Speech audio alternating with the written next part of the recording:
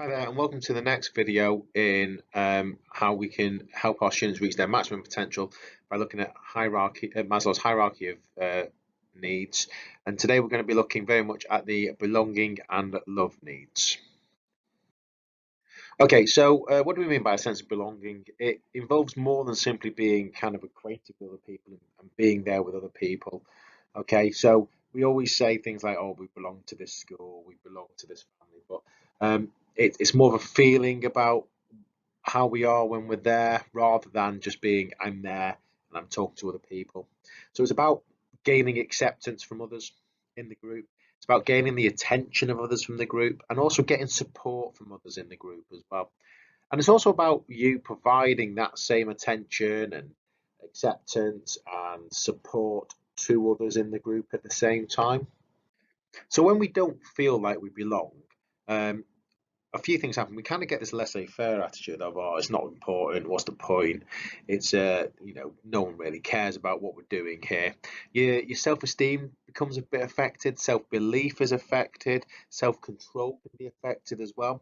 Because I mean, what's the point on controlling your emotions when actually no one seems to really care about you in that situation? You don't belong there. And all this can lead to things like depression, lack of progress, and lack of effort. That can be in the workplace or in schools.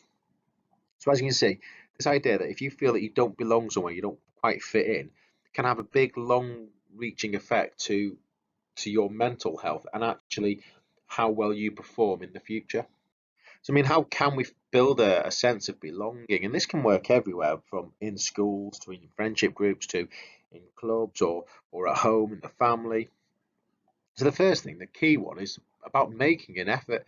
Give your time to people, listen to them, put the phone down so you can actually talk to people and make eye contact. Things like that make a big difference. Find common interests, things that you share and you like, things that you can talk about. Um, and basically talk and connect to other people. And that builds a sense that you belong somewhere. Okay. It could also be you making an effort. So, for example, in school, I'm going to make an effort to make sure that the litter's picked up. It shows that you belong somewhere a little bit more because you're taking pride in where you are. Or I'm going to take the effort to go and help paint somewhere. They'll paint the rooms in the house to show that I belong here. And this is something that we do as a family to show that we belong in this family. Have an open mind, so try new activities. Okay, go out and meet new people. Consider new ways of thinking. Kind of don't think, oh, that's going to be rubbish. I don't really want to do that. No. Have an open mind and go, well, actually, let's give it a go. Let's see what it's like. And actually, what you'll find is you open yourself up to a load of more experiences that will create new friendships and create new associations, which mean that you start to belong in places a lot more. And also the attitude of acceptance. So that's where we validate each other's feelings. So if someone's feeling a certain way, don't just kind of brush it under the carpet and go, "Ah, man up" or whatever. No, accept that that's how that person is feeling. Okay, and that's really important. Accept the differences between you and other people as well, whether that be physical differences by how you look or how you talk, or whether that's differences in opinions. You don't have to agree with people to belong, but what you can do is you can disagree in a way and go, well, actually, I accept that you have a different opinion from me. That's fine. We're allowed to have different opinions. We're not all the same person. Okay. And the final one is possibly one of the hardest, is accept people for who they are and what they do. You can't change other people. You can only affect what you do. You have to think about that. Sometimes, you know, when people are mean and nasty things, go, okay, that's what you've chosen to do. Okay, you've chosen to do that, and that's fine. I still accept that that might not be you as a person. You're probably lashing out about something else. Okay, and I accept that. It takes a while, but it's such an important thing, and it means that it builds that sense of belonging because they know that actually I can get things wrong, I can make mistakes, but I know that I will still belong to this group, and that's a really strong and important feeling. Okay, and the second part of this was this idea of love. Okay, so what do we mean by love? So broken down into three things really. You've got to love yourself. You've got to have love for others, okay, and you've got to kind of love what you do as well, so your actions. All right, so let's have a look at that in a bit more detail. So first thing, you need to embody what you do. You've got to kind of give your loving attention to everything, okay, and appreciate the small details. So an example of this was I was hanging the clothes out at home. And I was like, oh, I really dislike hanging the clothes out. It's really frustrating me, and I don't like doing it. It's annoying. Okay, so I then started to give it a bit more of my loving attention. So okay, I'm going to hang these clothes. I'm going to make sure that they're hung out nicely, so that one, we have nice, clean, dry clothes in the future. Two, they're not creased, so that we can feel good about ourselves. Three, it means that my wife doesn't have to hang them out, so that we can spend more time together. Um, you know, connecting rather than someone doing chores, because we've taken that time to each do chores. And while I was doing it, I was then appreciating those small details of, oh, well, actually, I quite like doing this when I'm hanging up outside. I like being in the garden and seeing what's around and smelling all the flowers and feeling the wind rustling on the things. I also actually realised I quite like the feeling of the wet clothes when they go over the top of the rope or over the top of the hanger and they kind of slap down a little bit. I like that sound and I like that feeling when it happens. So actually, I started to appreciate the small details. So now it's not as big a chore. And it actually makes me feel better doing it. Second one is practice complete acceptance in your life. So what I mean about this is most people have painful memories. In fact, probably everybody has some form of painful memories somewhere. Some greater than others, I will accept that. Okay. And often we try to deny that they're there or wish them away. Oh, I wish this hadn't happened. If only this hadn't happened. Oh my gosh. And, and, and what that does is it can often cause a lot more pain because we then start questioning what's happening and how could I have done things differently.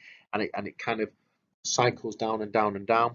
And actually, what we really need to do is just accept that's happened. It was rubbish. It wasn't the best thing ever. I accept that that's happened and it's changed me in this way. And I accept that it's changed me in this way. I'm not going to wish it away.